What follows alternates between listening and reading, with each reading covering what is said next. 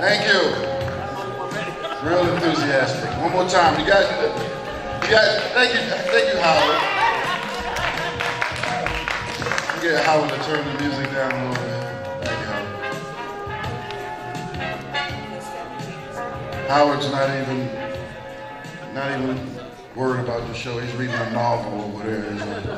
All right, see, one more time. You guys ready for some? I don't have anybody introducing me, so I got to come up here and I got to start out, cold and then warm it up. So I have. Can y'all see me good? Got some. I'm not so bright, because that's important to me. Yeah. I don't hear you. Yeah. Oh yes, I do. Yeah. Okay. I'm pretty sure these people are not into go-go music.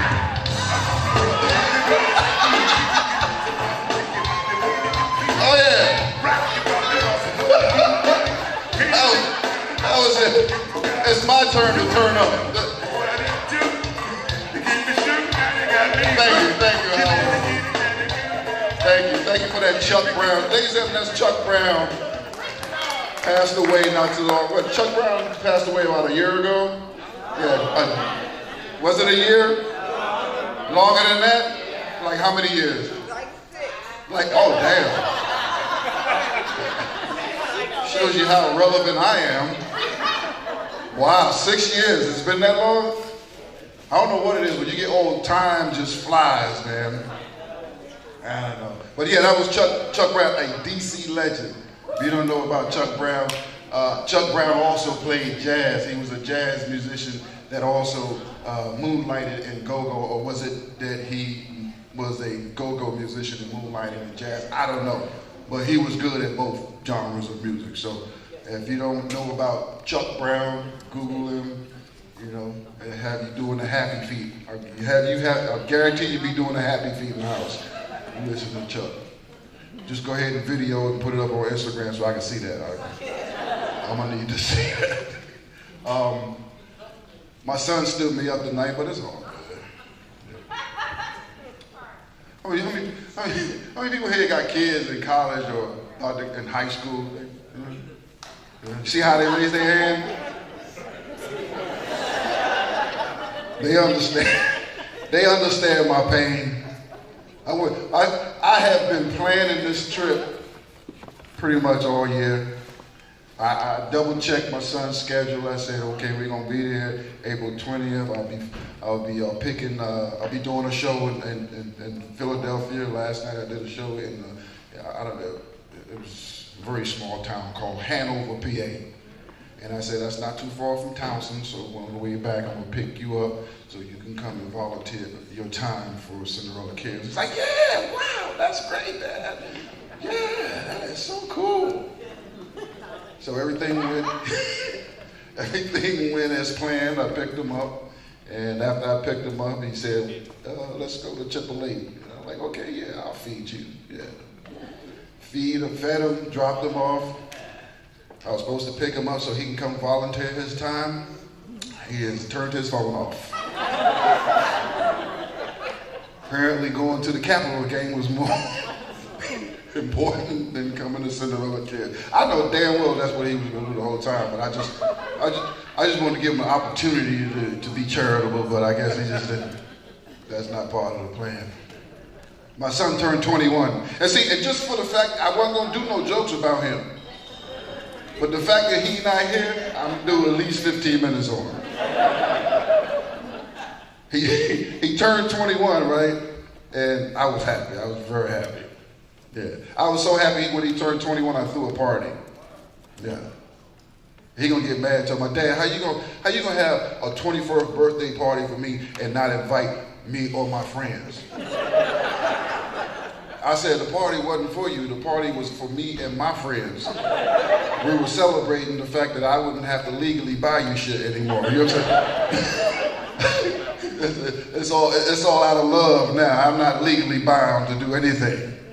So he was mad about that, but that's okay. Because I remember what he put me through growing up, so it's my turn now, I can't wait till I get old. He have to probably take care of me. Ooh. Ooh, he gonna get it. I hope he becomes rich too. Yeah. Yeah. I'm gonna be like 80 years old. I'm just call him up and say, hey man, could you take me and get me some tennis shoes? Like, Dad, what you need tennis shoes for? I said, because I'm still active, I'm walking, I need some tennis shoes, you know? He said, what kind of shoes you want, Dad? I said, I want some Jordans. Some damn Jordans. They got orthopedic Jordans? I'll get some of them. But I know that he's not coming, but it's okay. Yeah, I remember all the shit he brought me through, man. I remember when I found out he was on social media, and if you've heard these jokes before, just don't say a damn thing, just we got new folks in here, okay? Let you write. The comics don't write jokes all day long. Some of this stuff got to get recycled, so.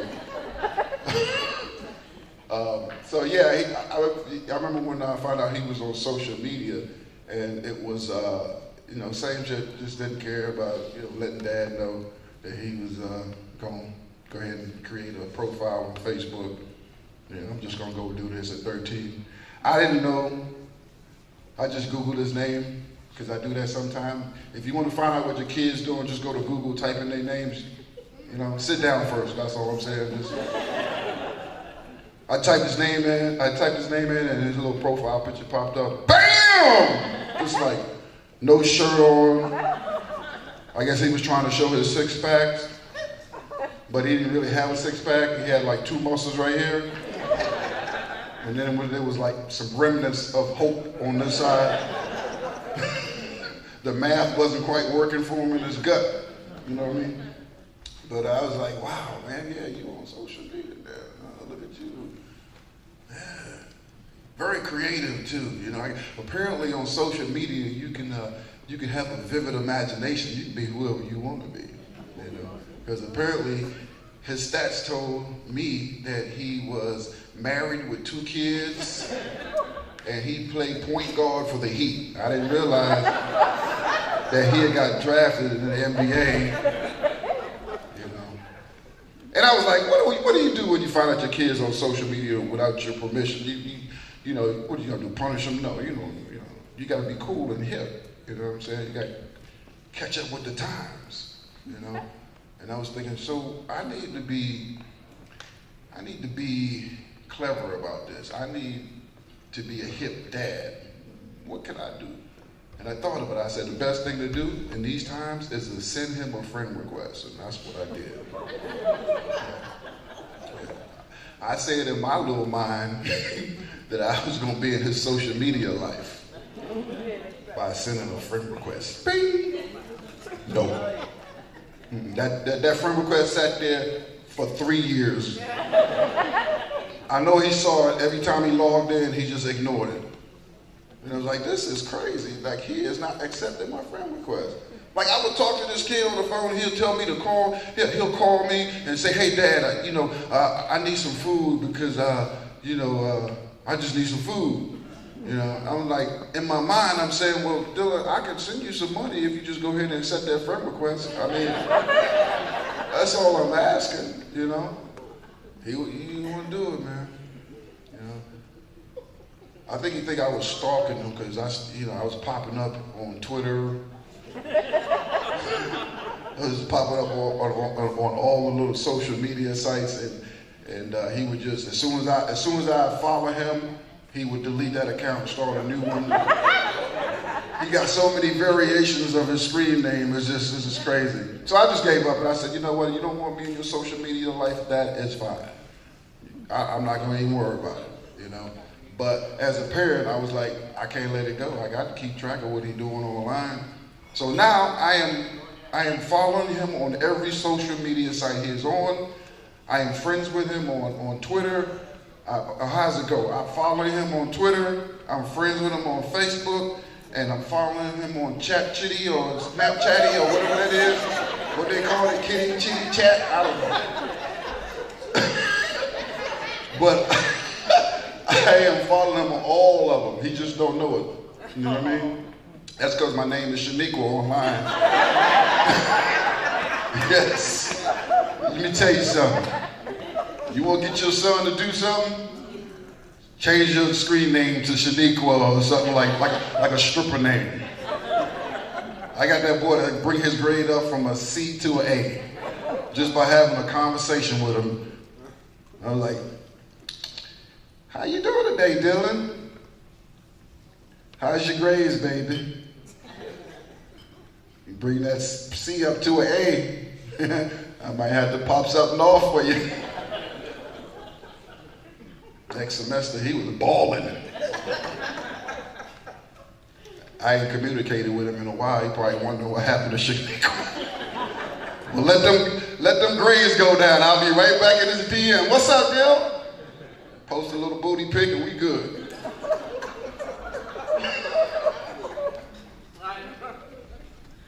Y'all can laugh. Relax. Y'all can laugh at this stuff.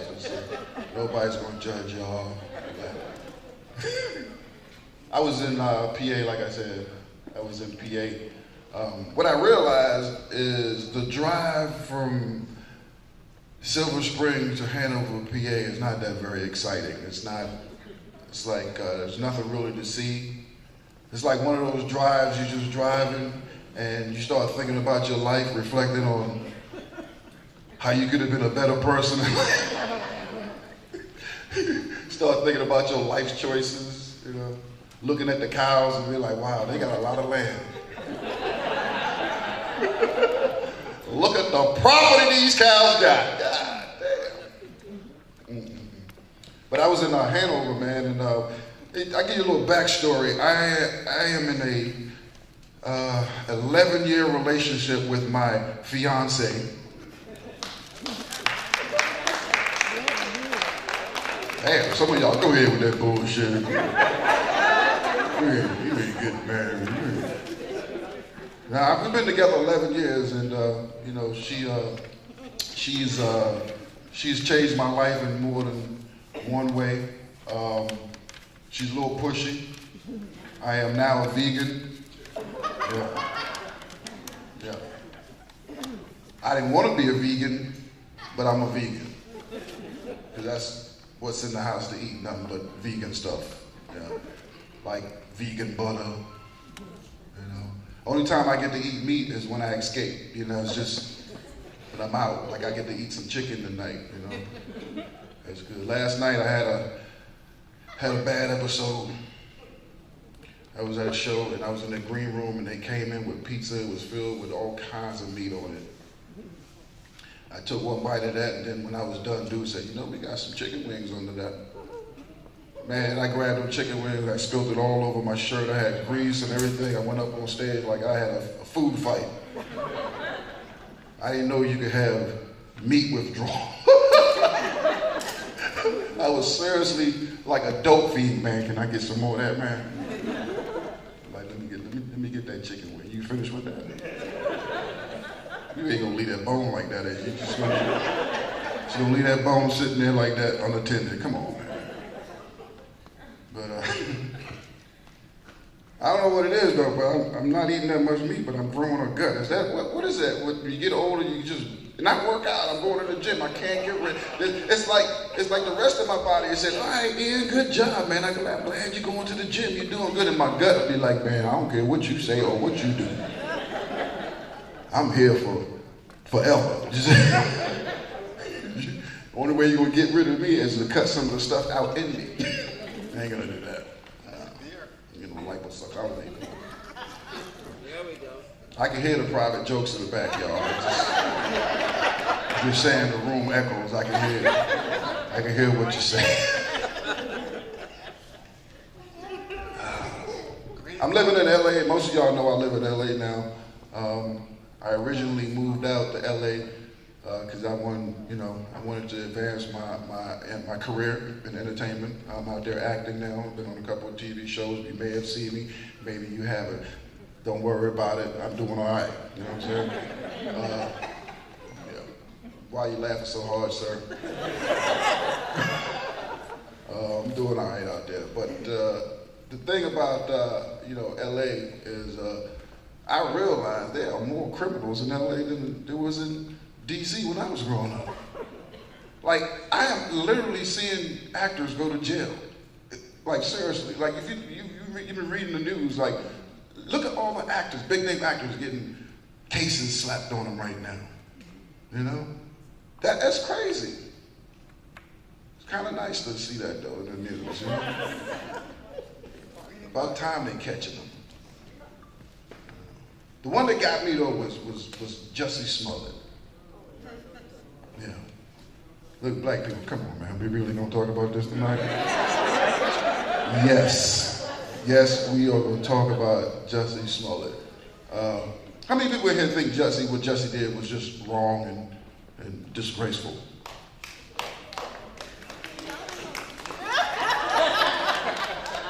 Damn, that's interesting. And how many people think he's just a victim of the media? Okay, I'm confused. We just don't want to talk on this? Because God damn it, I got a whole joke about it. We're going to talk about it. Come on now. I like watching Empire, I really did. But when Jussie told that big ass lie, I stopped watching. And I wasn't mad at the fact that he lied on Donald Trump and the MAGA people. I wasn't mad about that. I was mad about not just a black actor, but a successful actor that's working, which is pretty rare in LA. That's working, would concoct such a stupid scheme like that. And what was really horrible about that and stupid about that is that if you're gonna do some shit like that, you don't hire two Nigerians to do it. You're going down because let me tell you something about it. Any Nigerians in here?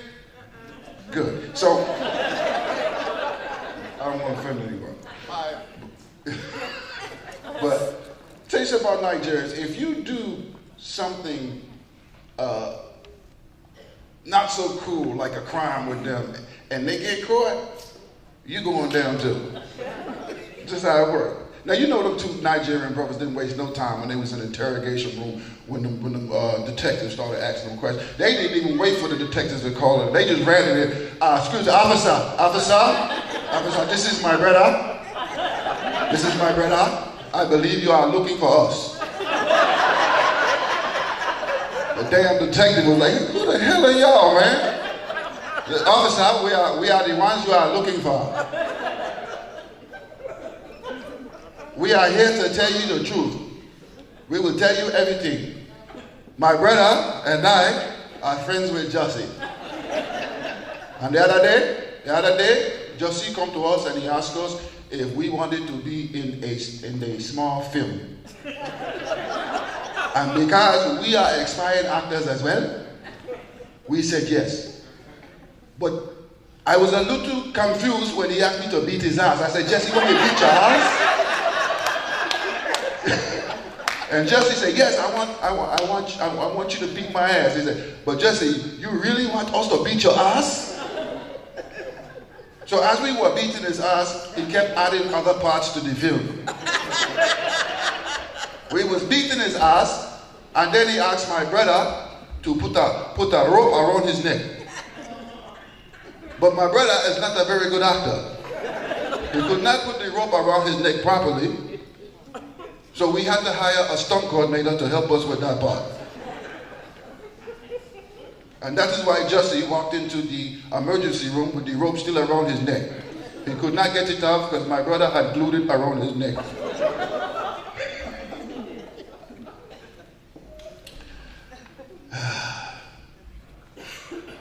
Another great actor I like, man, is Ving Rhames. You guys like Ving Rhames? Yeah. I met Ving Rhames one time. I met him in a dollar store. Yeah.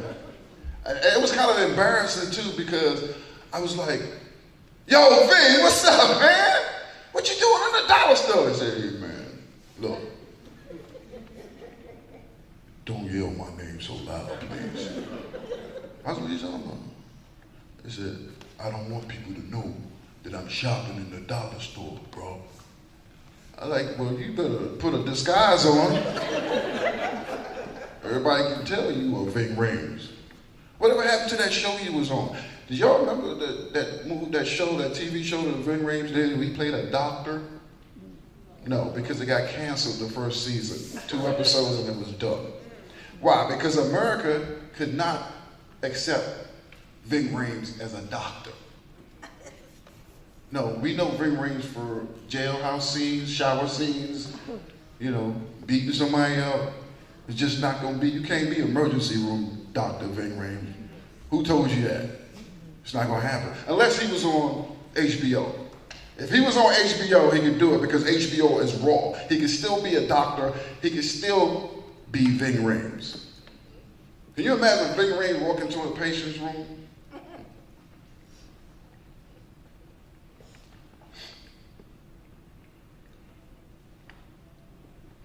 It says here you got cancer. Don't look too good for you. Now we do have some treatments that might work for you, but the medication is expensive. It's your choice. I do have an alternative though. You can pay for these high-ass medicine. Well, I can snap that neck right now.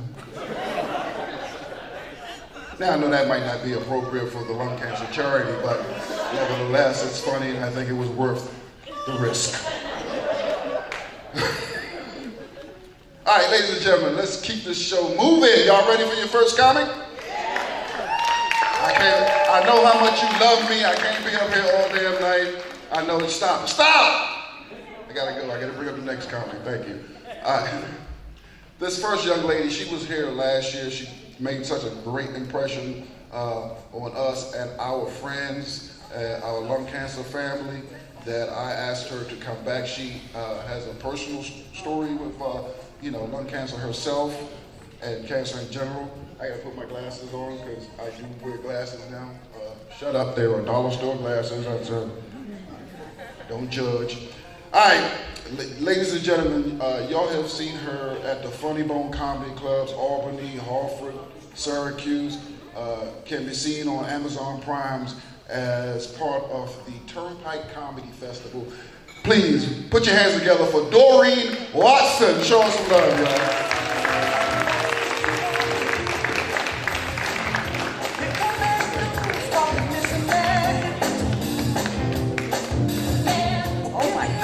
Lights are bright. Ooh. I don't remember these bright lights last year, y'all. How's everybody doing? Thanks for coming out. Ian was saying I had a personal story. Just before I did this show last year, my husband was diagnosed with sarcoidosis, which is not lung cancer, but it's a very serious lung disease. And he's doing pretty well, though. And since the year that I've come back again, we found a really good pulmonologist, and he's doing well. He's doing well. He would be here tonight, but he's visiting his sister in Virginia. So, where are my parents tonight? Let me hear you, parents. Moms, we wake up every day just to become Detective Mom. We have to figure out which one of the little suspects left a sip of orange juice in the orange juice container, back in the refrigerator. And was it the same suspect, or was it an accomplice that left 5 Cocoa Puffs in the Cocoa Puff box? And as I'm having my morning coffee, and all y'all know what happens after morning coffee, here I am sitting in the biggest crime scene of all, and somebody is gonna get the death penalty. Somebody left 3 squares of toilet paper on the toilet paper roll. And I'm just asking, family, what the hell am I supposed to do with 3 squares of toilet paper?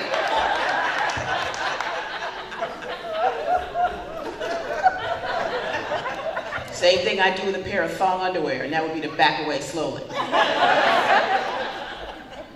So, since I saw you last, I lost my mom in, October of last year. Nope, I know where she is. She's very well. I'm pretty sure she's very well right now. But losing her made me look at my childhood a little bit closer. Just memories. And I realized she is why I became a stand-up comedian. definitely. Now moms, don't we say stuff for one or two reasons to our kids? Number one, to get them the hell away from us. Number two, to get them to shut the hell up. What are those two reasons? What are those two reasons? My mother's friend told her daughter she was the laziest thing to shit behind two shoes. What? My mother, from a very early age, and we all say things in our homes that we wouldn't say anywhere else because nobody would know what we were talking about. From a very early age, my mother would say if somebody was sitting on the cold ground, you better get up off that cold ground. You're going to get pleurisy in your ass. What? Okay, so fast forward, I'm a grown-up now. I work for New York State, Department of Corrections. We're in the main office, in the conference room, and there's a protest going on outside of the building. They're protesting because they want to give condoms to inmates. Guess they want safe rape. I don't know what that was all about. Anyway, there's a gentleman out there marching back and forth, dressed like a condom. It's cold. He lays down on the cold ground. And y'all, I couldn't stop it. It was like a reflex. I pushed through the crowd that was gathered. I said, oh my goodness, he better get up off that cold ground. He gonna get pleurisy in his ass. All the air sucked out of the room. Everybody just was like, huh? Now, I know there's gotta be some people in here that know what pleurisy really is. Somebody tell us what pleurisy is. Anybody? Come on, this is from lung cancer here, right? What? Perfectly correct, ma'am. Say it one more time for the people. Yes, you cannot get it in your ass. I never did ask my mother who told her that. Somebody had to have told her that at some time or another. So I have 3 children, y'all. I have 3 grown children. They're 30, 22, and 19. These are 3 of the whitest black children you ever seen in your life. I have a downhill skier in my house. And I know y'all don't ski much here in Maryland, but up in New York, they ski. The white folks, they do ski. And I asked them, when is the last time you looked to your left on the ski slope and seen one of us coming down the way? And you can't miss us. We show up real good in the snow. My oldest daughter had the nerve to let somebody tie a rope to her ankle off the side of the cliff, bungee jumping. See, that's how I know they're not teaching these babies history. They have to know we do not like rope that much. To add to that, my oldest daughter is going to a wedding soon, and part of the weekend festivities, they're going to be doing goat yoga. You hear me? Do you hear what I'm saying to you?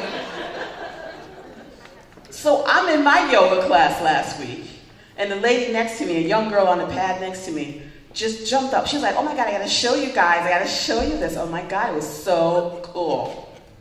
I did yoga. Rewind. Goat yoga. She had pictures, y'all. They lay on the mats, and the little goats sit on their heads. Please, Google it. Goat yoga. Some of them had the goat right here, and they leaned over. I'm like, what is wrong with white people? Why do they do these things? I don't understand. I don't understand. But yeah, 3 of the whitest black children. My poor husband's a DJ. He weeps because these children sing show tunes while they wash dishes. Clang, clang, clang, like the trolley. That's what he hears coming out of his kitchen. And he weeps, long and low. Poor thing, it's terrible. So I've been married for 33 years this September to the same man. So if you've been married that long, we have married folks here? How many married? Anybody more than 20 years? More than 20? More than 30? Oh, how many? Almost 39. Almost 39. Congratulations. So if you've been married that long, you gotta have at least one drunk story about your significant other, right? At least one. I have one. I was 22 when I got married. And can I tell you how stupid you are at 22? You all know. You were there. I don't know how I could find my way home half the time. I don't know what business I had getting married at 22. But anyway. So now the DJ obviously is going to be the last person to leave the party. So of course he's going to be late getting home, right? I get mad anyway. So I'm in the bed. This is the rest of the room. In that corner of my room, this is what I see.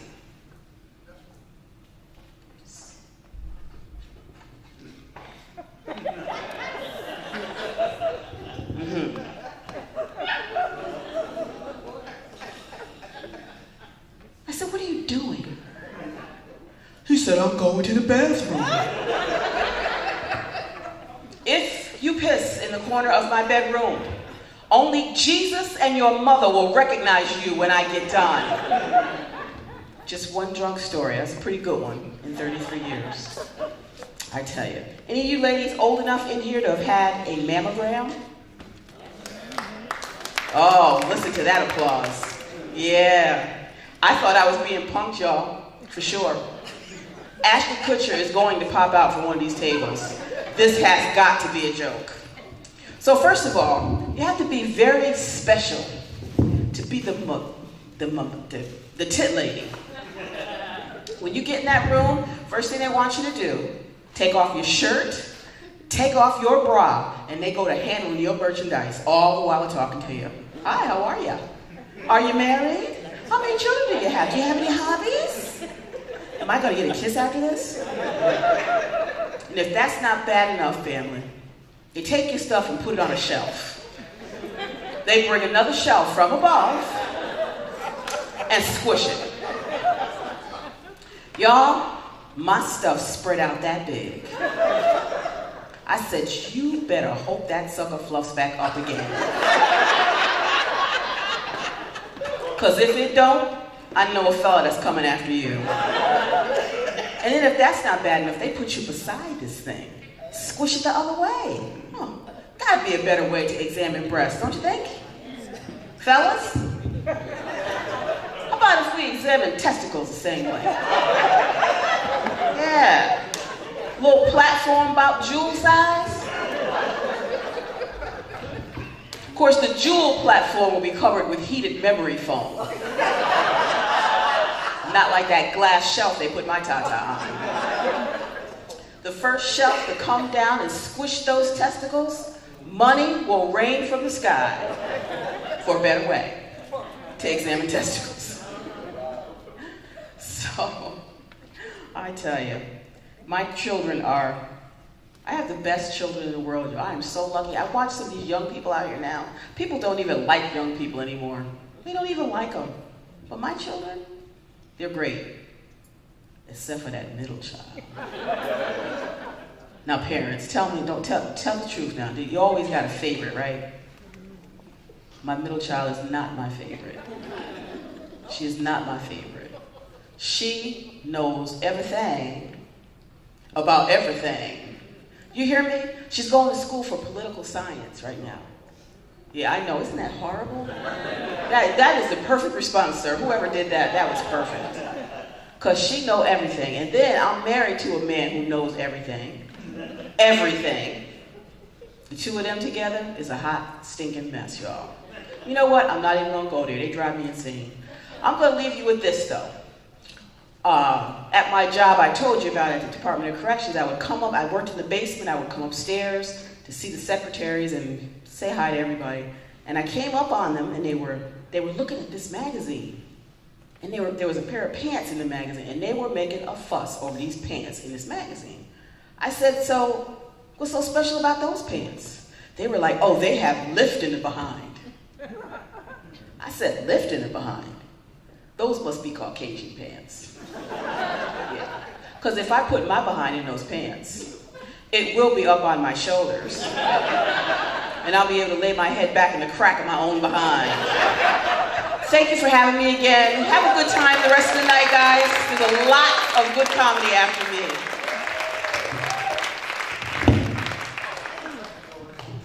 One more time for Doreen Watson, ladies and gentlemen. I I was told that my set in the beginning was too long and that we're running behind schedule, so I'm not allowed to do any more jokes for the rest of the night. That's fine. I'll just won't. Next year I'll just have my agent deal with this. And we'll work it out. All right. So, ladies and gentlemen, y'all ready for your next comic? Now I do want to say this. Y'all don't notice that I put a lot of female comics on this show. All right? Okay? That's because I support female comedians, and because a lot of the industry don't. So I'm very proud of what I did tonight, and I hope y'all enjoy them, okay? All right, ladies and gentlemen, coming to the stage, my fiance. Give it up. 11 years we've been together. Sarah Newell, show us some love. Show us some love, y'all.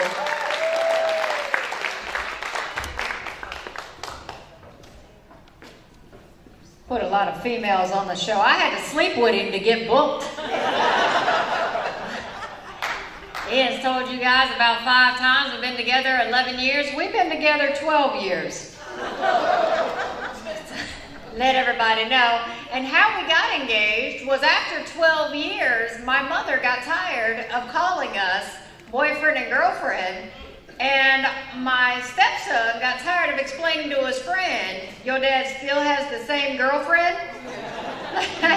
After 10 years, he just started calling himself stepson. He's like, I can't keep telling my friends, Dad, it's just... But I am glad to be here, and I am glad to be on the show with 3 other strong female comics.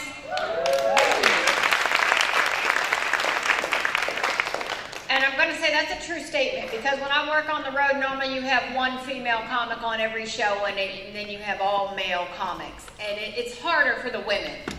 Men, you get up here, and in 30 seconds you command the stage, you grip the microphone, women look at you. He gonna make mine. Look at him. Big old hands, you know what I mean? He's got big old, like, you know what I'm talking about. But as the women, I get up here, I grip the microphone, I got big hands. Men look at me, she gonna make my thing look small. It is not the same thing for us ladies.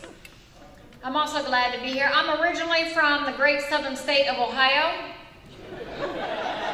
And I know 3 of you in this room right now say, I knew it was somewhere southern. Got to work on these public schools. And I lived out here for a little bit. I lived in Silver Spring for about a year. I lived in Montgomery County. Thank you.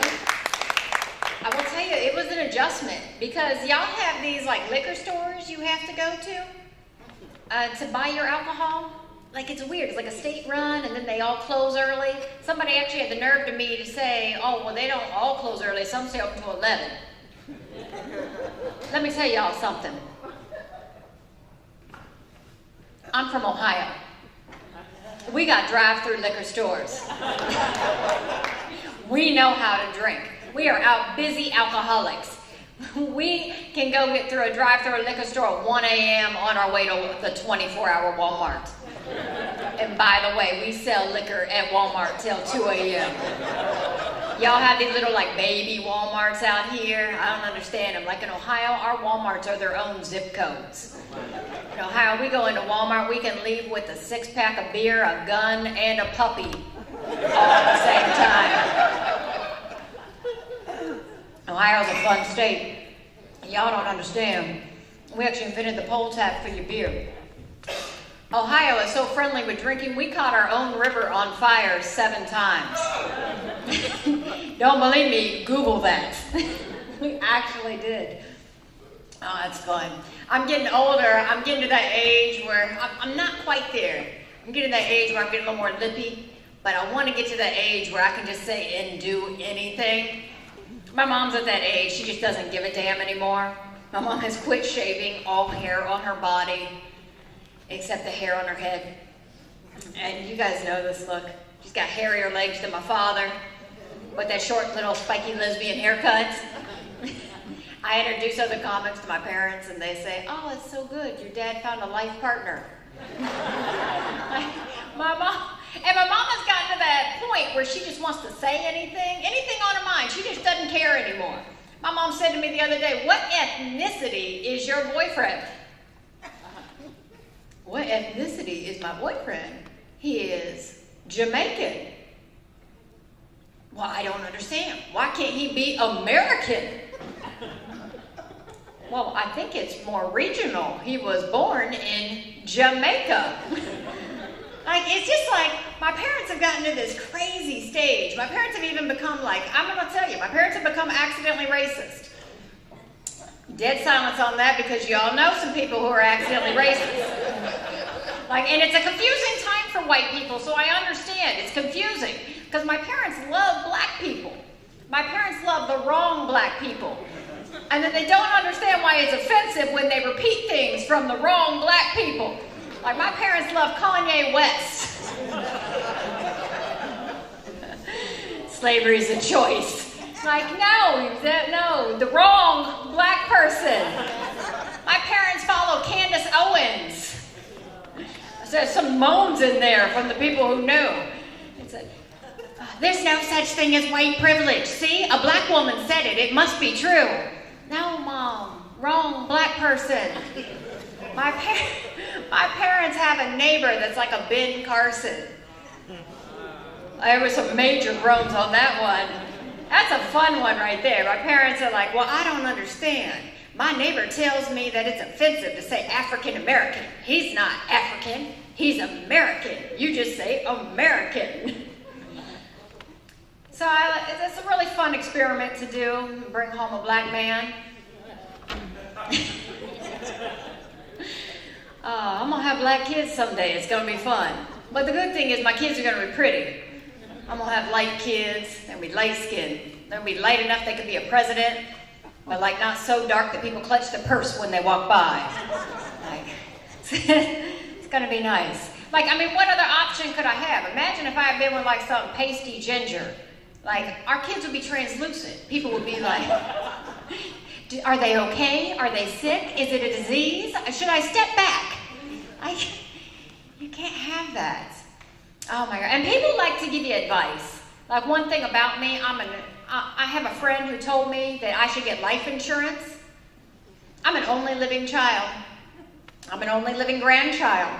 My man is 16 years older than me. We don't have no kids yet. Let me tell you something. If something happened to me right now, I'm leaving that bill to the state. I have insurance. My friend actually had the nerve to say to me, well, what about your stepson? My stepson? He doesn't even send his father a Father's Day card for Father's Day. Why am I going to reward him for ignoring my funeral? Doesn't even make sense. It's like how Ian lets me echo up here. You hear the phone, the mic going back and forth on the echo. Oh my God, but I do want to have kids. I want to have some of my own. I got a stepson, he's 21. For anybody in here who has children, like, I'm telling you, I loved him at like 9, 10, 11. Like, just that 13 to 23 is just a bad decade. Like, so I just want to start over with some little ones. Like, I feel like they're nicer. No, just a couple head nods, but nobody wants to admit it. You guys know that's a true statement. No, but I wanna make one and I wanna buy one. Now, hear me out. Like, I wanna make one, but I'm with a comedian, so I know this is not gonna be like a Rhodes Scholar, okay? I know what we're dealing with. And then I wanna buy one. I wanna buy mine from the foster care system. I just feel they have the best return and exchange policy. Oh, but it's true. I'm telling you, because my father's adopted. My grandmother says all the time, you know, we don't know where your father came from. But I'm retiring that joke very soon, and I'm going to tell you guys why. For Christmas, I got my father Ancestry DNA. Silence, that's fine. I got my father Ancestry DNA, and when we did it, it was interesting because he had to retake it 3 times. They were unable to identify him. It's a really great Christmas gift. Finally, they were able to identify him. My father is white European. And why I say white European, my father is 1% of like every country in Europe. Like, no like full anything. And then as an extra bonus, 6 months later, he gets like a little leaf and we find out my father has a sister. And so pretty soon I will no longer be like the only one in the family. My father has a sister, and then as an extra bonus, we found out he's a product of an affair. Merry Christmas. Excellent gift buyer. All right, I'm gonna leave you on this last one. I want to leave you on, I'm trying to think of what I want to leave you on, because we have some new couples in the room. I love new couples, they're so cute. And we have some old couples. And I like it. I like how when we have couples that have been together like 30 years, she's leaning into her girlfriend, not leaning into her husband, not even facing the same direction as her husband. Husband's facing the stage, she's like, I'm just gonna lean this way. Like, it's cute, because you see new couples and you can always tell. New couples, they come in a room together, they sit there and think about each other. They go to work and they text each other. I'm at work. What are you doing? I'm at work. Oh my God, thinking about you. Like, it's cute. New loves are adorable. They go to the club, they come in together, they sit together, they're not forced. You guys came in together, you're at an assigned seat. Your table actually has your names on it. Like, it's a different experience. Like, because I've been with my man 12 years. Let him text me now. What you doing? I'm at work. What you doing? Do you need an errand list? Like, it's a different experience. We go to the club, I go to the left side of the room, he goes to the right side of the room. We are here to talk to other people. Tell somebody else your high school football story. And I don't want you to think it's that bad. You could look in our window or our screen door. I mean, it's creepy. I don't know why you would be looking in our window, but you could, and you could see us at night cuddling. Let you know the air conditioner's on high and we are both too lazy to get up and fix it. Like, you new couples, you start dating. When you're dating, you guys like to Netflix and chill. It's like a code for sex. Like, it's cute. Old couples, we stay up and watch movies. We're waiting the other one out. First one falls asleep, the other one gets to bed. I'm sleeping diagonal tonight. It's gonna be a good night. I got the cat on your pillow. Like, thank you, everyone.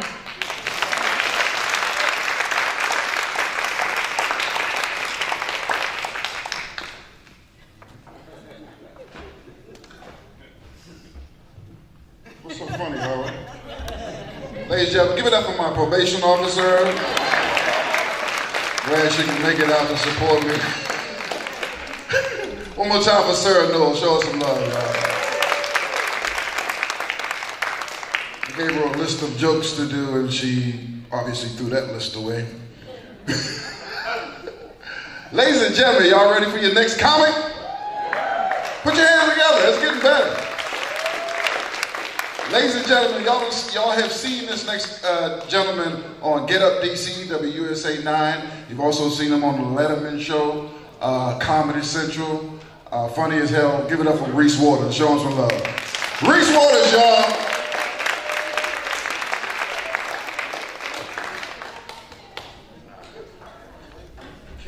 Thank you. It's my to-go plate right here. Hey, I'm from Prince George's County. It's not a game over there. And I didn't trust them brothers in the back. They look particularly shady. They're like, as soon as he go on stage, I'm getting that chicken. Speaking of which, I got a bone to pick with each and every one of y'all, because not a single one of y'all asked for no jerk sauce with that jerk chicken, okay? Making me feel guilty for asking for jerk sauce. Each and every one of y'all got up there, not one of y'all asked for jerk sauce. You ought to be ashamed of yourselves. You lost your Jamaican label. Yes, you did. It's fun to be here, man. It's a nice little benefit you got going. I got my little set list here. If you take issue with that, I'll return my fee. Afterwards, outside, I'll give each and every one of y'all $0. Thanks for coming. Y'all supporting this beautiful, wonderful, give yourselves a round of applause. You're supporting, that's a benefit. Happy to be here. I was going to spend my evening catching up on Game of Thrones, playing a game I call Count the Black People. You can go whole seasons without seeing a black person on Game of Thrones. So bad you start inventing them. Like, is that Black Panther? In the middle of King's Landing? What's going on there? I'm excited for the new Avengers movie. Black Panther didn't make it through the first one, but we knew that was going to happen. If you've seen action movies, you knew Black Panther wasn't going to make it through the first Avengers movie. It's all right. I'm just happy that Black Panther was good, you know, because I was completely prepared to lie. We get one black movie a year. I'm not going to be embarrassed in front of y'all. I already said Big Mama's House 2 changed my life. Medea's Halloween taught me how to be a better man. I will lie. Such a positive thing that kids growing up today have like a positive black role model to look up to in Black Panther. We didn't have that. We had Hancock had a drinking problem. Meteor Man had an S-curl. Blade didn't pay his taxes. We had real life problems. Like we was growing up, black superheroes still went to jail. That's what we had to deal with. It's messed up. I used to make up my own superheroes. I had a dude called Job Man. Just a dude with a job, that's it. Used to have arguments on the street like, Superman can fly. Hey, my man pays his bills on time. Well, Batman is a prince of darkness. Well, Job Man paid his light bill. He doesn't have to live like that anymore. You tell Batman to get his credit together. Yes. And then, of course, we couldn't look up to sports to be our superheroes either. You know, that's why I blame the Redskins and the Wizards for all my failures in life. I didn't know you could win.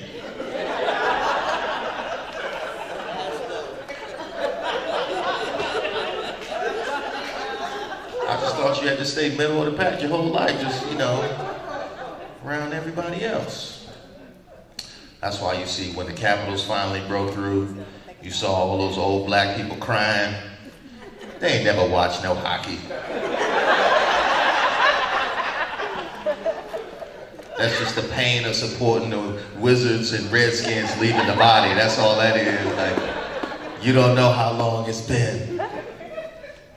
It's a beautiful thing though, because it allowed me to come out of the closet, you know, as a black hockey fan. I've never been able to talk to my friends about hockey, and finally I could. You know, my friends think the Miracle on Ice is Hennessy on the rocks. To them, the blue line is 5 to 10 police. They don't know how you skate past the blue line. I always like sports. I always like comic books and superheroes and stuff like that, because I got bullied a lot as a kid. Yeah. They said I look like Jay-Z.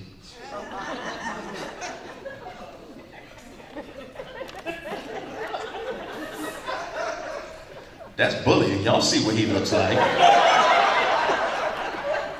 I didn't say they said I was paid like Jay-Z. They said I look like Jay-Z. Now they say I look like Jay-Z if he never made money.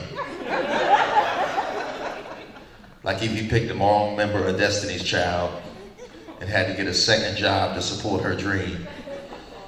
I'm Jay-Z with Michelle. That's who I am, basically. Oh, I didn't know this was a Michelle. Got Michelle stands in the crowd. I didn't know this is where the shell hive was at. And Cinderella cares, let me find out. I've been trying to get in shape, trying to work out, you know, for the summertime. My friend, I'm working out with my buddy, he lost 200 pounds. And when I told him, I was like, wow, that's incredible, you lost that amount of weight. He goes, yeah, I don't feel like I get the credit I deserve. I said, what are you talking about? He goes, well, when a person loses 50 pounds, like, that's incredible. What an achievement. A person loses 100 pounds, you're like, you look like a completely different person. That's amazing that you did that. When a person loses 200 pounds, it's like, how the hell did you gain 200 pounds? What were you, like 600? I can't even tell. I know you got to the refrigerator a little faster than you used to, but that's about it. It's been an interesting year for the DMV, the University of Virginia. I don't know if any Virginians are here. You guys won the March Madness National Championship. Congratulations. Yeah. Saw them rioting out there with tiki torches in Charlottesville. It was fun. It was good. I was so mad as a Marylander. You would think I would be happy for Virginia. I was like, I hate that they have something to feel good about. I'm just so disgusted.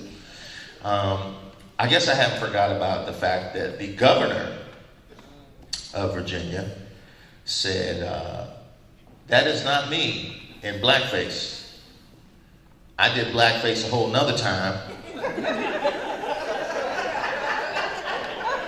that you didn't even know about.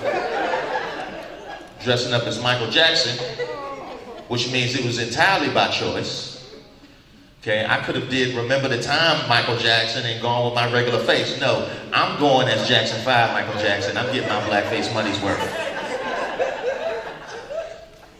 I'm going deep into the annals of Mike. You ever done blackface? Yeah, you ever done blackface? Yeah, it's fun, I do it. It's fun. I think anybody who wants to wear blackface, I feel like should be able to wear blackface if you want to do it. You just have to keep it for a year minimum. You can put it on, you just can't take it off. You going to the party and blackface doesn't impress me. You keep that same energy the next day at brunch. See, if you don't have to pay beforehand. You keep that same energy when you apply for that small business loan or when you show up for that Tinder date. Hey, she said she don't see color. It should be fine. Should be totally fine. Who all's single here? Who's single people? Okay, so I'm going home alone then. I'm okay. Oh, just the three of us? The three of us? We're gonna all meet outside? Nice. That's funny. I've started getting a lot of pressure from my family about getting married. Well, see, so I turned 30, right? I've never been married. I have no kids. Now, I was a hero to my friends. I was a hero to my family when I was 25.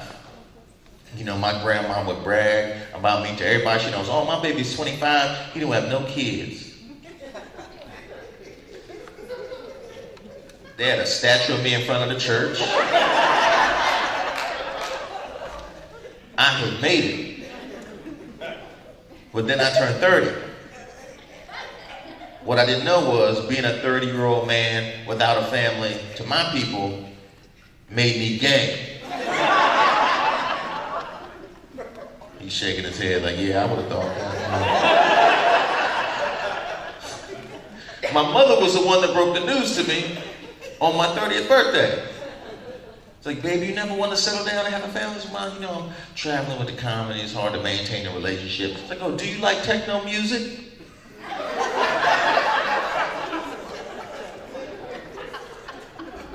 Which is foul because she knows I like techno music. I just called it entrapment. Then what makes it worse, my grandmother has dementia now.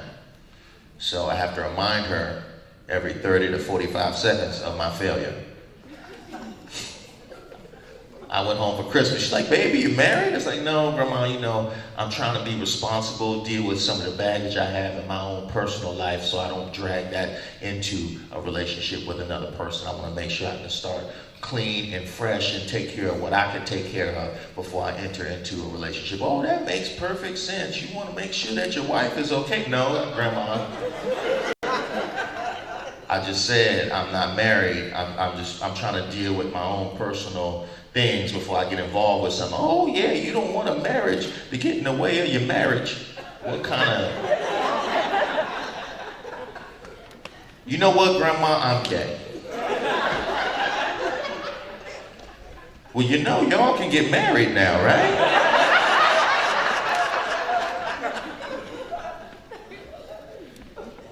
It's crazy. You guys a couple? You together? Yeah, you guys a beautiful couple. I don't mean that at all. Can we stop lying and saying it's beautiful? You never see a couple, you're like, oh, that's such a beautiful couple. I see a couple, I either think one or two things. How the hell did he do that? Or I'm glad I don't have to worry about him no more. Those are the only two things. Like, he has nice hair. That means I'm glad I don't have to worry about him no more. Because sometimes I'm not trying to pick it out, you know? Get some of those #1 draft picks out the way.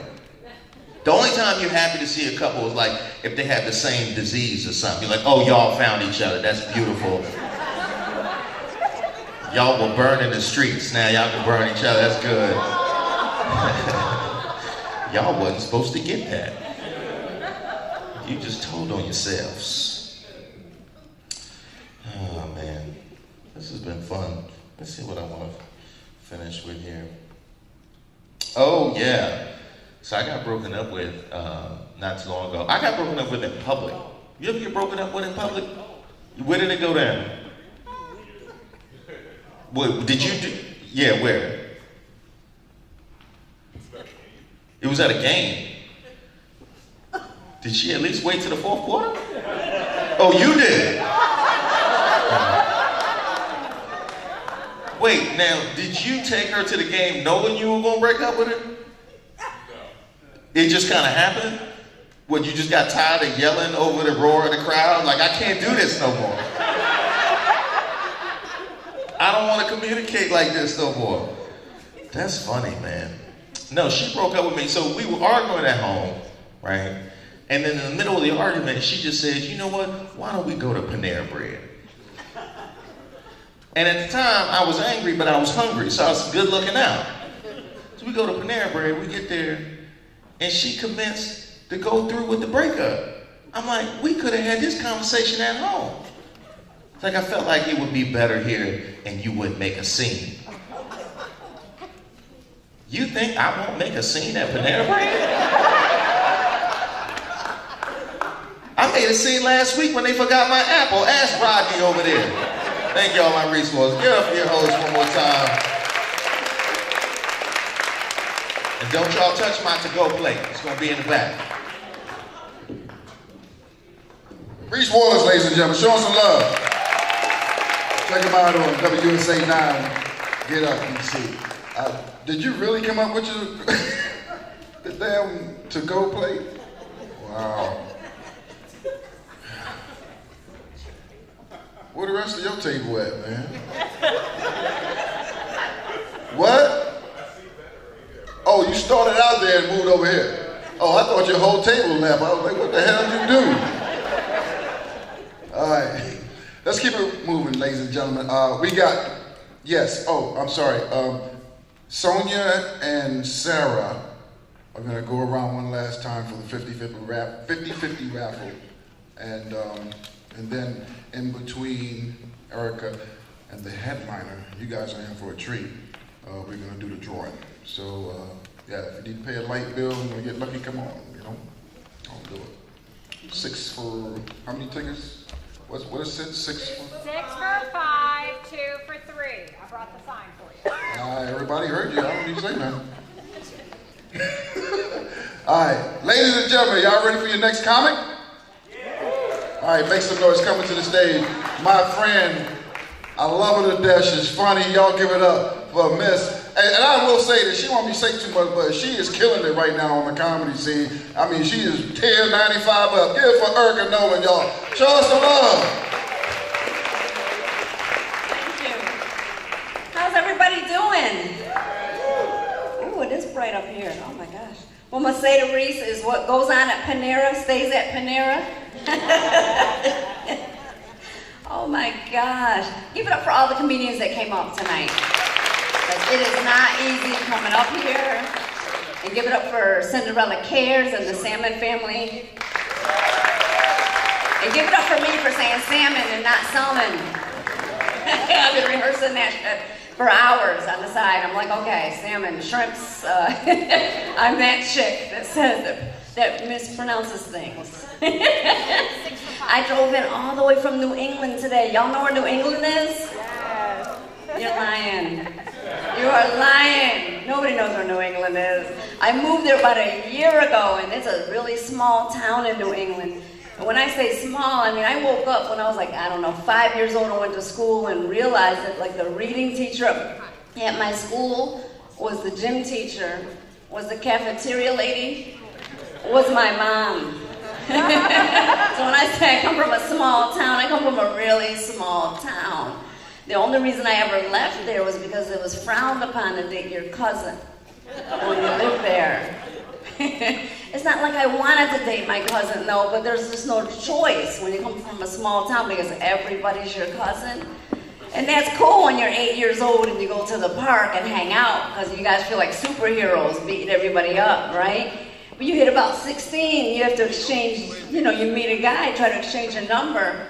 You have to exchange family trees first. Swab their mouth and get back to them on Wednesday, hoping that you get the results back before the movie comes out. The only reason I left New England and moved here was to marry someone that wasn't a relative. As simple as that. It feels good being on stage though. It's been a long day. Actually, it feels good being anywhere right now but my house.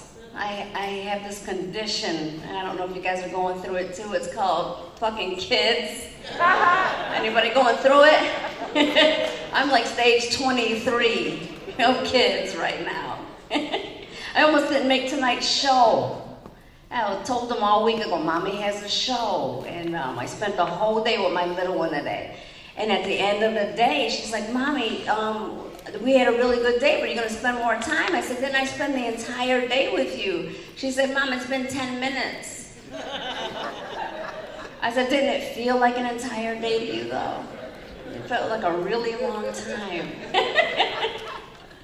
As I was leaving, I'm getting dressed, like, where are you going, Mom? When you coming back? And my littlest one said, who's cooking dinner? At that point, I just lost it. I was like, listen, Mom's not happy right now. I think it's time we see other people. My 8-year-old started crying. She goes, mommies are supposed to love their kids. And I said, I do love you. I'm just not in love with you at the moment. But you'll find a new mom and you will be okay. Right? Oh my gosh. The reason I say this is about my 8-year-old. Anybody have younger kids? See, they're silent. There's not even enough energy to shout it out. You're like, I have an 8-year-old and she's just loud and unruly all the time. A couple weeks ago, I took her to the doctor just to get her hearing tested, check her out. Doctor came back. He says, Miss Nolan, her hearing is fine. But what I heard him tell me is, like, your daughter's just going to be an asshole. Brace yourself. Unfortunately, she is, right? A couple weeks ago, I did a show, and I said that, and the people up front, I don't know if they didn't have any kids, or if they just had some new ones that they didn't find out about yet. They were so offended. So I had to break it down to them. I was like, listen, it's not illegal to call your child an asshole. And second of all, I was like, that chick isn't here right now, right? Like, let's enjoy the moment while we can. On top of the 8-year-old, I have a teenager. Yeah, I don't even have a joke for that yet. Everybody's like, that chick is evil. And she needs to be destroyed. The whole time I carried her, I was like, I'm gonna think of a name that means beauty and strength. But the minute she turned 16, her name literally translated to Princess of fucking Darkness. Right? Oh my gosh, on top of the girls, I have sons. It always gets real quiet right now. I'm thinking, you guys are thinking, like, how many kids does this chick have? She's only been up here 3 minutes and she's on kid number 4. I'm feeling judged right now. I have grown-ass sons, though. I have sons, and they're my rocks. That's because they never move from in front of the PlayStation ever. It's like a hostage negotiation, convincing them to come upstairs and just take out the trash. I usually send my 8-year-old down the asshole down just to negotiate with nuggets and shakes, and they work that stuff out usually. Oh my gosh. Don't get it wrong, I love my kids, I do. Most days. Today's just not that day. The whole time I'm here, I'm thinking of ways I can just hit 95 South and just never look back. Change my name, start a whole new life. Nobody else. I'm the type of mom that would call Child Protective Services on herself. If it meant I could get a couple days off. I would sneak to a landline, of course. Like, this chick is not taking care of her kids. There's like an asshole running around that doesn't wipe herself properly. And there's a terrorist negotiation going on in the basement. Ma'am, may we have her name? It's Sally Jensen, yeah. Oh my gosh. How many people are married in the audience? See, you guys don't even have the energy. You're like, yeah. I was married too, believe it or not, for 12 long years. That movie, 12 Years a Slave. Easily could have been about my life. We had a nasty divorce, and on top of it, we had a really nasty custody battle. And he happened to win a whole new life. He like collected $200 and run around the board again, and I'm like, he's winning. I'm appealing the case now, though. I get some good attorneys, I can get these kids out of my life. The crazy thing is the whole time I'm like, he's winning. He looks like he's winning because he's coming, he got a new home, and then he got a new girlfriend, and she's coming and picking up the kids. And I thought, again, he was winning until I looked into the car and saw the new girlfriend. This chick looked like something my 8-year-old would draw with her left hand. Crayola crayons. We're not getting quite that petty yet. I think we need some more drinks. I was excited though. I'm like, I'm gonna get out here and start dating again. You remember back in the day when you used to date, you know, you met somebody and you would like them, and at the end of the courtship was usually an accidental pregnancy, followed by a proposal. Not just me. I'm feeling judged again. Oh my gosh. I don't know, it's crazy. In my 20s, I thought I was cute. I'm like, I'm gonna get out here and date, and I liked nice-looking guys with nice hair and beautiful teeth, 6-figure salaries, right? The minute I hit 40, I'm like, I just need one tooth. One tooth. I don't care if he takes it out at night. Just have it ready at lunchtime. Seems like the longer I'm single, the lower my self-esteem gets. What I'm trying to say is I'm ready to date the homeless right about now. And I get it. They'd have to pay for, like, you know, I would pay for the whole dinner date, and they'd have spare change for tips and parking. Right? I am so serious. It's not like homeless men don't have baggage too, though. It's right there in the shopping cart. From the minute you pull up, so you know what type of shit you're getting into. And at 40, that's all you really want in life is transparency. And room in the shopping cart for my emotional baggage too. I'm lying. There's not enough room in the shopping cart for my emotional baggage. I tried online dating. Anybody ever try online dating? The lies, the lies. I just feel the negativity here. I tried online dating. I was online dating for 5 minutes. I had to log off and contact every ex-boyfriend I've ever had in life. The first guy's name is Jason. He reminded me, he said, hey, we broke up because you found that I was gay. I said, just bring Jerry with you. We're gonna work this shit out. I think they're the ones. They could be the ones. I was like, I'm cute. People are gonna swipe right on my profile, but the only person swiping right on my profile was like Tyrone beat that stuff up Johnson. Yeah, I was offended at first. We have a date next Friday. Find out what beating this stuff up is all about. I'll get back to you guys. Despite the divorce and all the stuff I've been through, I'm still really concerned about my ex. I have crazy ass dreams that somebody kidnaps him. He lives all alone at 36 Hanover Street. Apartment 4C, Woodbridge, Virginia. 22191. See, nobody's taking this down. That's my time, y'all. I'm Erica Nolan. You guys have been great.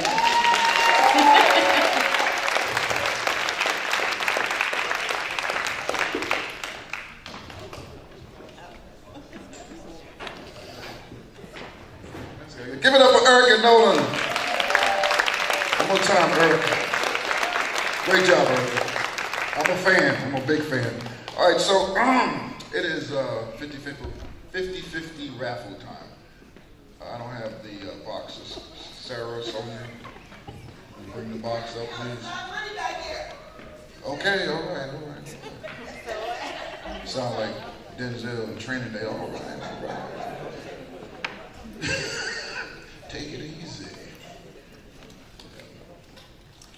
You ever had one of those weird dreams like you about to come into a large portion of money and you wake up and you realize it was just a dream?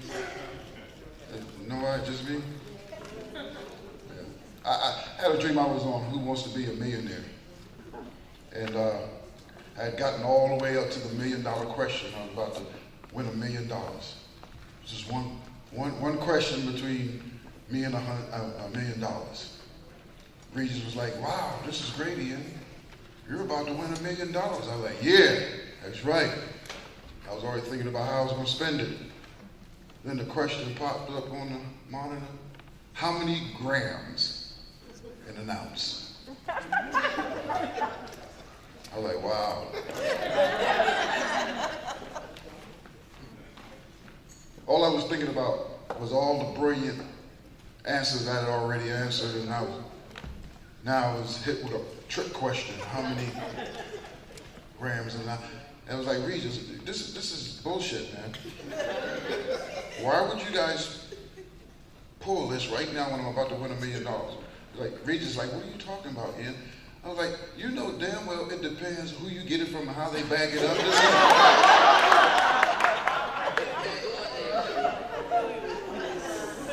That was a weed joke for me. Have they legalized weed in Maryland yet? No? They still holding out? Man, that sucks. Montgomery County will never legalize weed. No. Yes. I need. Oh, you want me to? Okay. So we have collected $200. That means the winner splits $200. No, when it gets half. Yeah.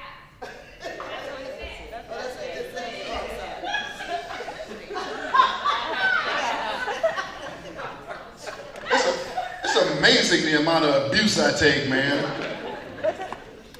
Okay. Yeah. Would you do us the honors? Sure. Okay, so, okay, yes, okay. Shake it up good. I don't know about that, Bob. You can pull a ticket. Bob got tickets, y'all.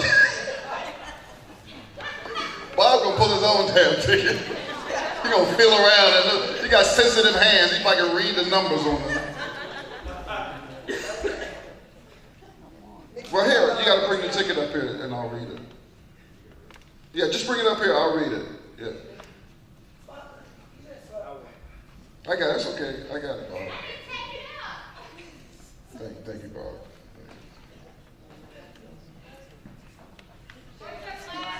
I do. It's a little ass print right there.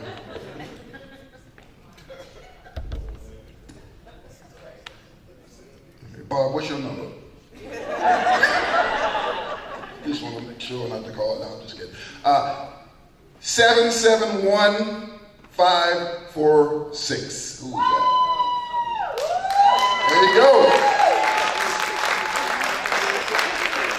Congratulations. Congratulations. $100. All right, are we going to do the gift baskets? Or we'll do that after the headline. I know you guys have been here a long night. I'm bringing up your headliner. You are in for a treat, and then we'll give out the gift baskets, and then we promise we will let you go. We will not hold you hostages anymore. But we want to give yourselves a round of applause for hanging in there. I really appreciate it. All right. So, ladies and gentlemen, please bring this gentleman, a friend of mine. We're friends. He lives out in LA with me. He's been in the game for a very, very long time. You've probably seen him on The Tonight Show with Jay Leno. He's got a couple of comedy specials out. Very funny gentleman. Please give it up for Mr. Dern Carter. Show us some love, guys. Mr. Dern Carter, show us some love. Good old DMV welcome right there. Thank you, Ian. Give Ian a round of applause. Round of applause one more time for Ian. How about a hand for Bob? Picking a lucky number right there. 777542. Or something like that, I don't remember. And I love your music that you played before the show. How cool was the music he had here, right? The smooth jams. I Googled the song, I was like, what was that? And it was Alabama. And I was like, I knew that was a country song, but I wasn't quite sure, but I was right. So, very good. Thank you for playing something for everyone. How are you? Are you good? This is my smooth voice. I'll be doing this the rest of the evening. I appreciate it. Could we have the lighting be a little bit more creepy? Could we have the lighting be a little bit lower? Yeah, usually lights are higher, but you guys are like, no, that's not how we roll in Maryland.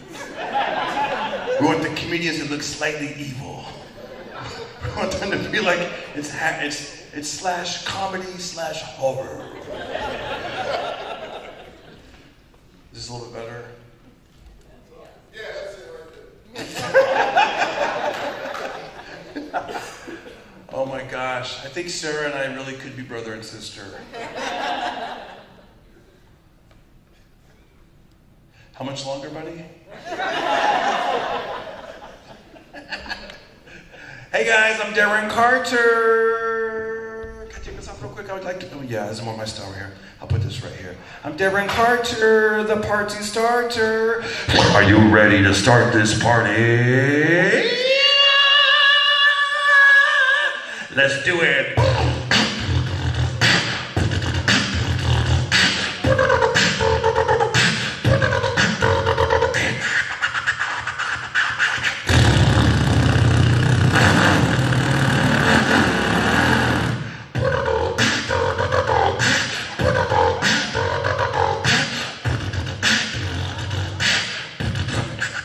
Some of you are more ready than others.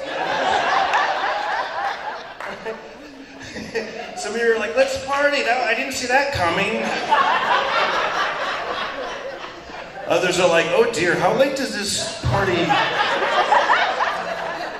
Is he just starting the party? I mean, we've been here since 7:30. I have Easter service in the morning. I don't know. What is he... What's going on? Why is he...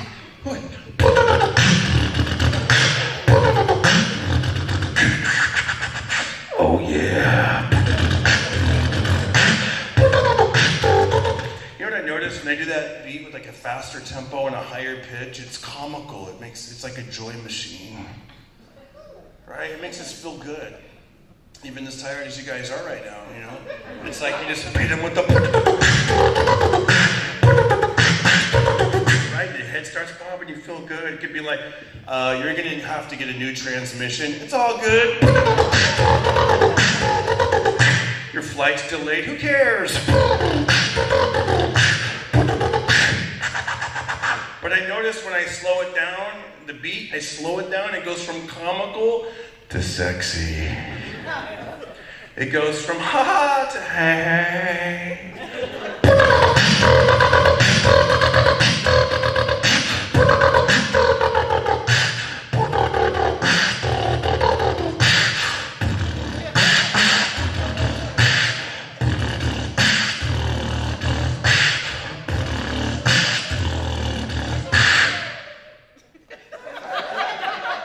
Come on, Bob, show us your best moves.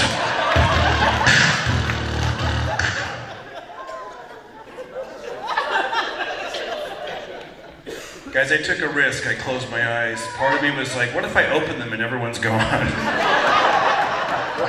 I'm so into it, I'm like...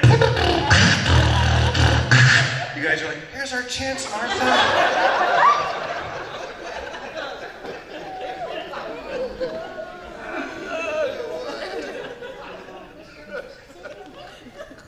All right, here's what's interesting.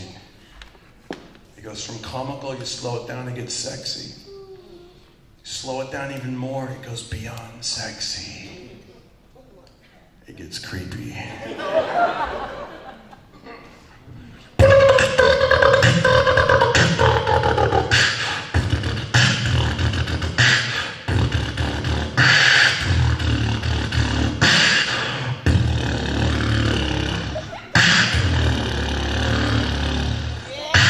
Come to my van, come to my van. I'm wearing nothing but socks and Crocs. If this van's a rockin', don't come a knockin'. I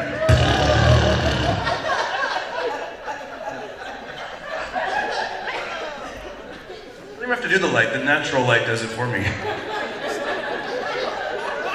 Barely makes a difference.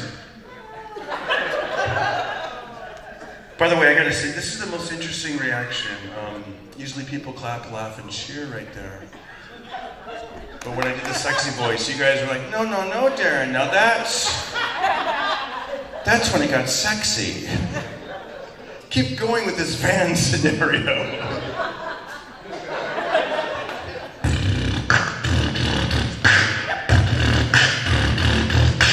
Come to my van, come to my van. You know, I'm just gonna come down here. Had to make sure it wasn't a long drop. The lights are bright, I didn't know. I'm like, is it a 10-foot like orchestra pit? You know what I mean? Hey, I'm gonna come down. I'm in another world. Or I'm gonna come down here, look at this. Come to my van, come to my van. Me and Bubba gave you a lottery ticket. Bob's still here. I'm just kidding. Bob's like, I had nothing to do with this. I don't even have a van. It's a motorhome, buddy. I like it. Can you guys still see me? Is it good? But if you're like, we can't see you, go back into the spotlights. Guys, this is as good as it gets for me. I'm married with a kid. This is it. Flying cross country for one night for a charity just to do hip gyrations, motorcycle noises. Hip gyrations, I already said that twice. Sorry, you missed it. By the way, who's had one cocktail tonight? Clap if you've had one cocktail. Nice, nice. This is good. Clap if you've had 2 cocktails. This is cool. This is for the 2 cocktailers out there. I kind of look like Bruce Willis.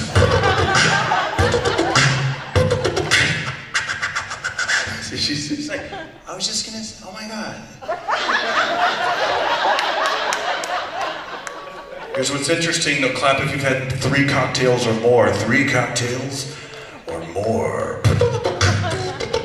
Just that lady stroking her hair and this dude with the V-neck. Love connection right there. Check it out. If you've had more than 3 cocktails, I'm not Bruce Willis, I'm Vin Diesel. Family. I don't know any more of his movies. Fast and Furious Family. Pacifier. I'm actually cheating. It's my Rocky impression. I'm doing Sylvester Stallone. It's not even Vin Diesel. I didn't think I looked like Vin Diesel, but this drunk lady came up to me one night and she goes, oh my God, yeah, you look like. And I was like, Bruce Willis, I heard that, and she says, no, you look like Din Diesel. Din Diesel. But she had so many, she was inebriated, and I was like, who? I didn't know that she was Din Diesel. I was like, oh, Vin Diesel? High five. And then I told my wife, I go, that lady said I was like Vin Diesel, but she kept saying Den Weasel. And my wife is like, maybe she meant Den Weasel. Like, I never even heard of a den weasel. I've heard of a book, like a bookworm. Maybe a den weasel's like, I'm hungry for books. I'm a den weasel. Where's the den, dude? So, Bruce Willis, Vin Diesel. But if you're sober, clap if you're sober. See, that's why these people are like, that's Jeff Bezos from Amazon.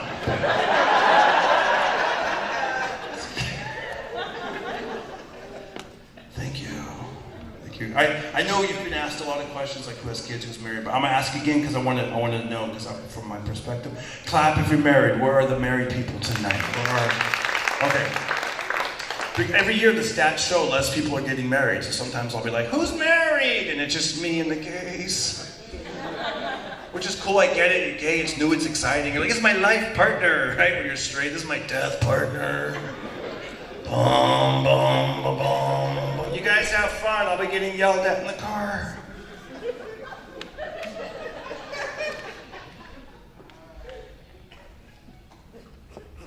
My wife is even-tempered, she's always mad.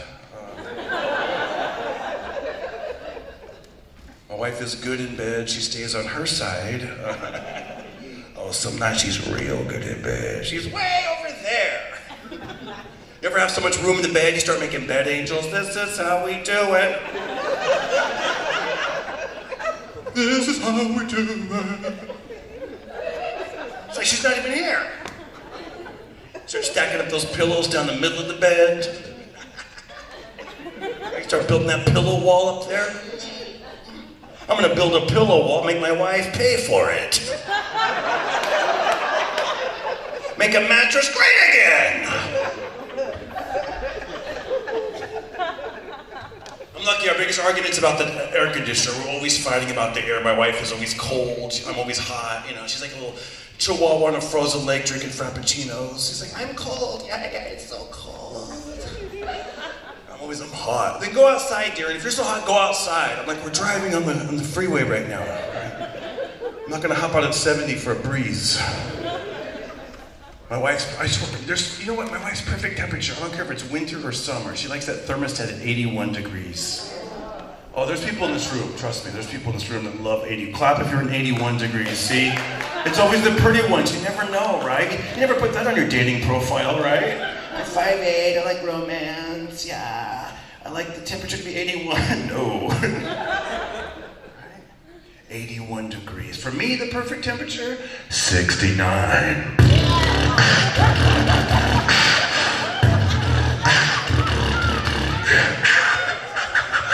Actually, 72, but no one ever reacts when I say 72. 72. Anybody? One person? But when I say 69,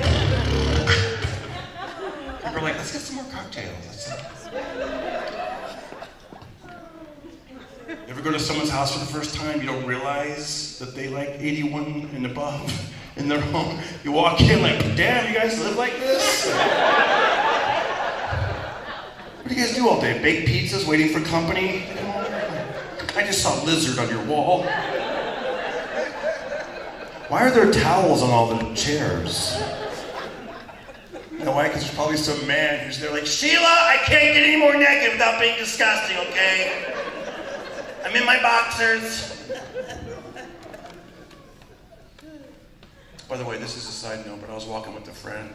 We were like doing a walk and a jog and a jog and a walk, and we started to slow down. And I saw these two wicker chairs. I go, let's take a break. And he goes, oh man, I'll never sit in a wicker chair. I go, why? And he goes, mine getting my nuts stuck. I was like, I never even thought of that. When someone says that, you know, you're thinking a couple things, okay? How short are his shorts? And how long? You never think of that, do you? You just sit right now, you see a wicker chair, you're like, let's sit here. But guys, from now on, we're gonna be like, I'll wait, I'll stand. My wife's hilarious. My wife grew up on a farm. She's Armenian, I call her my little Farmenian. Oh no. Are there any farmers in the house? No, they went to bed at 6 o'clock. Right? There might be like every now and then you get that one person. I grow a plant in my closet, does that count? I use a sun lamp, I'm a grower, not a shower. Farmers love to wake up early. I don't know why, like the crops aren't going to be there at noon. Right? Like the scarecrow's going to be like, well, if you snooze, you lose. My corn now, guys. So I get up late. You know, that's how comics are. We the energy, the endorphins. You know, you guys will be long gone. We'll still be out there in the parking lot. My new joke worked. That was really funny when I brought the guy Bob into my act with the lottery tickets in the van. You guys will be asleep. I'll still be in my hotel room. Yeah, that was really good, man. I wish I could win that one joke a little bit better when I did that thing about the da-da-da-da. You know? That's our life. That's just how it is, right? So my wife gets up early, you know, early conditioning since she's a child. You know, I'm in bed. One day it was 11 in the morning. She goes, Darren, what are you doing? Are you still in bed? I ran 5 miles. I did 4 loads of laundry. I walked our son, Austin, to school. Do you just lay around? Do you even write jokes anymore? Do you even write jokes? Or do you just have a flashlight?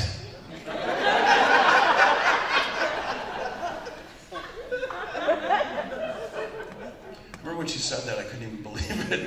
They just go right to your core, like the bullseye, like boing.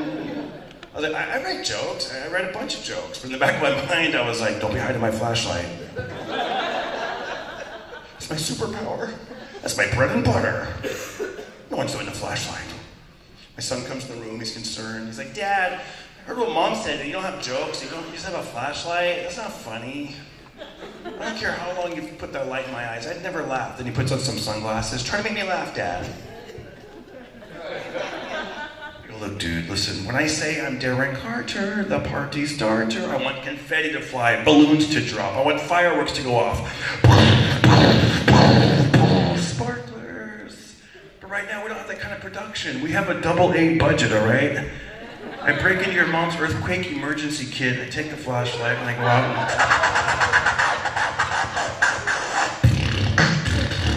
I start that party. I give the crowd something they haven't seen, like this. Hi, ladies, I'm Darren. You could call me Duran.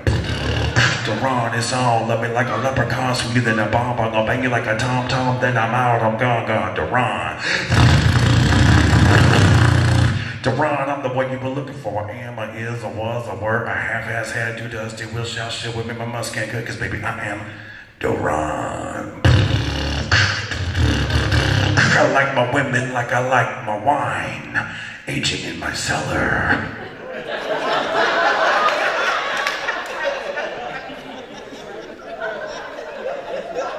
That's right when my wife walks in. Really, Hannibal Lecter? Is that what you...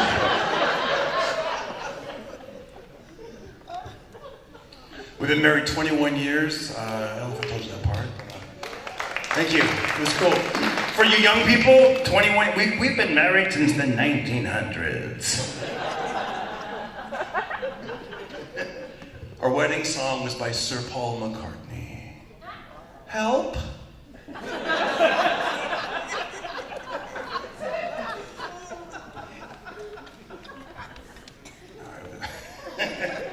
Oh, let me tell you this. I was thinking about this the other day. So I've been with my wife 21 years. Roughly, that's 271 periods. Who's the hero now? Married guys know that's 271 opportunities to learn to shut the heck up. Right? See, when you're a boyfriend, you don't learn, right? You just do whatever you want. My way or the highway! Then you just get in your car and you take off. Once you're married, where are you going, buddy? Where are you going? All your stuff is in that house. Right? In the moment you're like emotional, my way or the highway! And then you like take off, and then like 5 hours later, you're just gonna come back. I just want to use my own bathroom. Come on, they shut off the Wi-Fi at the Chipotle. Besides, you know, we live in LA, right? There's no quick getaway. It's like, I'm out of here! You're stuck in traffic. Go! Go. 1 hour later, hurry up! Stop looking at me, it's weird now. Pulling your visor down. You want to be married for a long time? Here's what I found. This is great advice. When my wife is like, when she's like in like super, it's like everything's raging and she's pissed. I'll just, you know what? I imagine that we're in a movie together and she's a star of the film and I'm a background extra and I have no lines. Just like.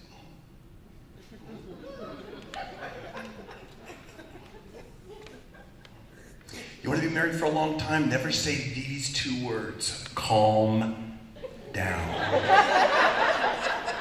I don't think you heard me. I don't think you heard me! Will the people in the choir sing it with me. Never say these two words. Calm down. That's right, buddy. You might as well go ahead and just push that big red button because it's not going to be good. Hey, you need to calm down. What?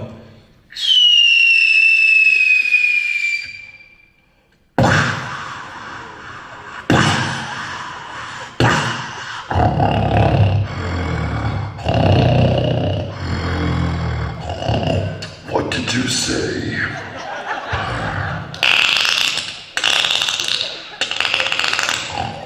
Did you just tell me to calm down?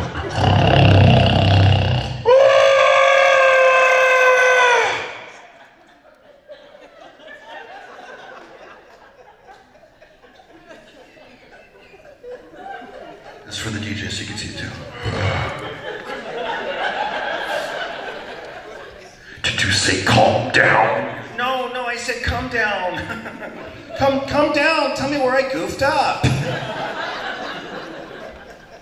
Come down. Come on down. Come on down. I'm the next contestant on The Wife is Right. Thank you. I don't know if I told you guys, at the very end of the night, I'll be out there in the lobby. Check out this. I brought a couple of souvenirs from California. I'm the party starter. You too could be the party starter. I got verified t-shirts right there with the little check markers. You will be verified. I got 3 comedy albums, and anybody that buys a CD or a t-shirt, you get a sticker. It says, asshole. You never know when you need to pass out an asshole sticker. But round of applause. Anybody here? Know an asshole, work with an asshole, live by an asshole. You ever seen one car taking up 2 parking spots? Asshole. Maybe one day you're driving, whoop, can I see your driver's license and registration? Yeah, hold on to the sticker while I look for it, please.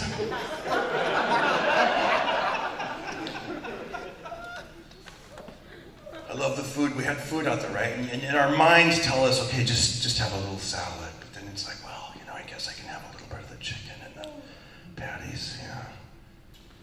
Here's the thing, I've been on the diet for I don't know how long, and I just can't seem to lose that final 15 pounds, right?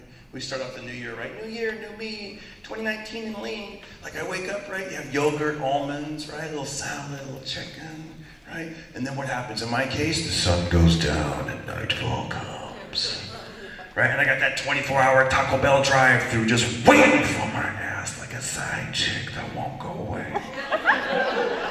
And I tell myself, I'm not going to do it. I'm not going to go to Taco Bell. I'm not going to do it, but I am going to drive by and see what she's wearing.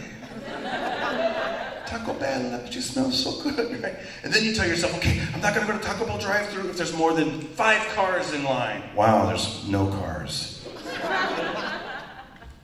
Well, next thing you know, it's like a sign from the universe. A deal's a deal, God. I didn't want to, but I'm a promise keeper. Right? Now your car's magically in line in the drive-thru. Okay, let's do this. And it's all good, right? You're gonna have like a chicken soft taco, your good intentions, until she comes on. Hi, welcome back to Taco Bell. We missed you, puppy.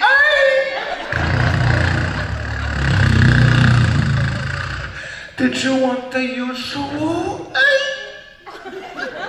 Or are you feeling loco?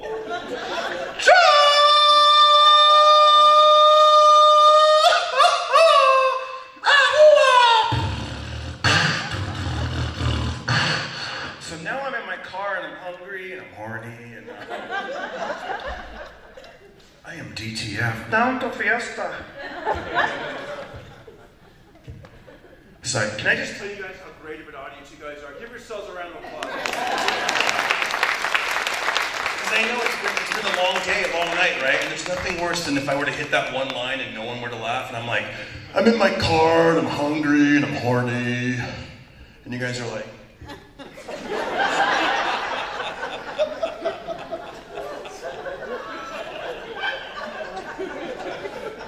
but you guys, you laughed at that, so that was good. And that's the thing, I don't even take the food, I'm such a, you know what it is, late at night, I don't even take the food home, because we don't want it to get cold, right? So I eat it there in the parking lot. Right, you know what I'm talking about? It is like you just had sex, right? You're slightly out of breath, you're sweaty, your top buttons are undone. There's watered up napkins on the passenger seat, oh my God. You don't want to go too bright in the parking lot, because then you feel like everyone can see you, you know? Like they're gonna, they might film you, turn you into a boomerang.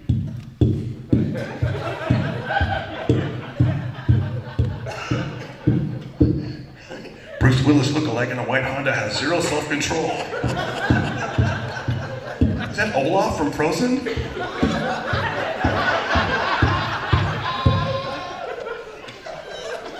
But if you go too dark in the parking lot, then you have to turn on the dome light. Now you feel extra vulnerable.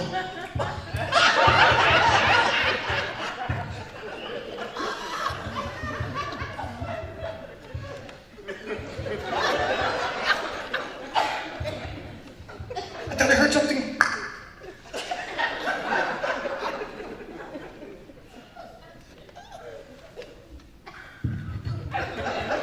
Listen, you guys have been a lot of fun. Thanks for supporting the charity. It's been a real honor to be here.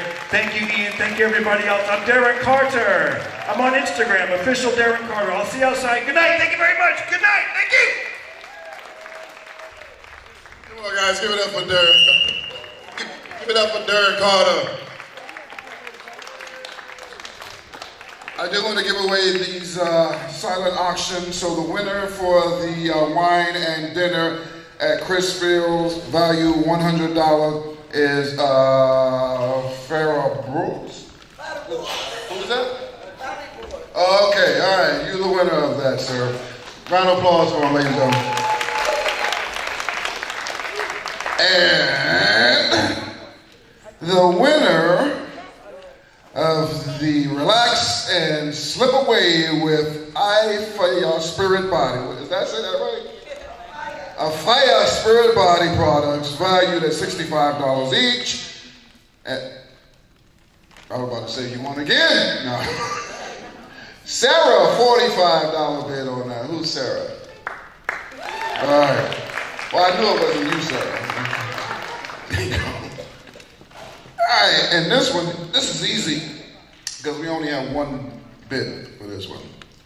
And Angela Foster. Wine dinner at the Firehouse Station. Value $75. What's Angela at? Huh? Forrester. Oh, I'm sorry. I'm sorry. I didn't have my glasses on. At least I didn't say Forrest Gump. I just... All right, ladies. All right, ladies and gentlemen, thank you very much. You are now released and your sentence has been commuted. Thank you. Thank you very much for coming out, guys. Appreciate it.